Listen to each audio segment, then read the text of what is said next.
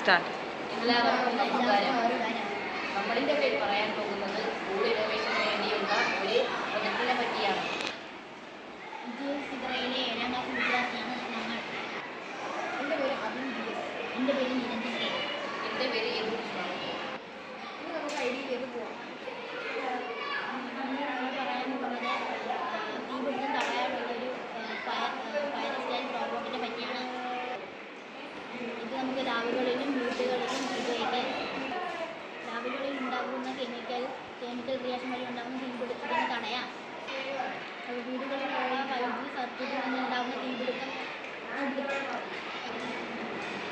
നിർമ്മിക്കാൻ വേണ്ടി ഉപയോഗിക്കുന്ന ഉപകരണങ്ങൾ: Arduino you know 3 flame sensor, servo motor, water pump with flexible pipe, single channel 5 radio module, N298N motor driver, screw driver, double battery holder with switch, single battery holder, 3 lithium-ion batteries, USB cable and 3D printed car chassis for motor with wire.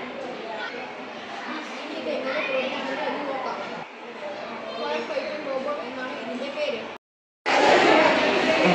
ഇതിനായി ആദ്യം നമുക്കൊരു robot ഉണ്ടാക്കാം.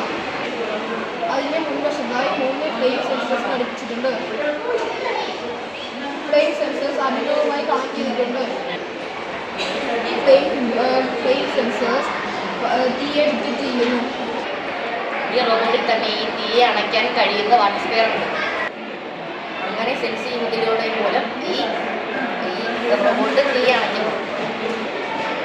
Chemical ലാബുകൾ ഇതിൽ വളരെയായിട്ട് ഉപയോഗപ്പെടുന്നു.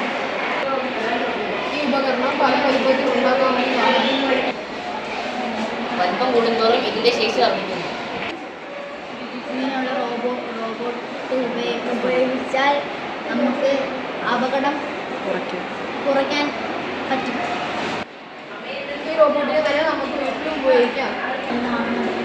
ഈ robot എല്ലാവരെയും ഉപയോഗപ്രദമാവട്ടെ എന്ന് ആശംസിക്കുന്നു. നന്ദി, നമസ്കാരം.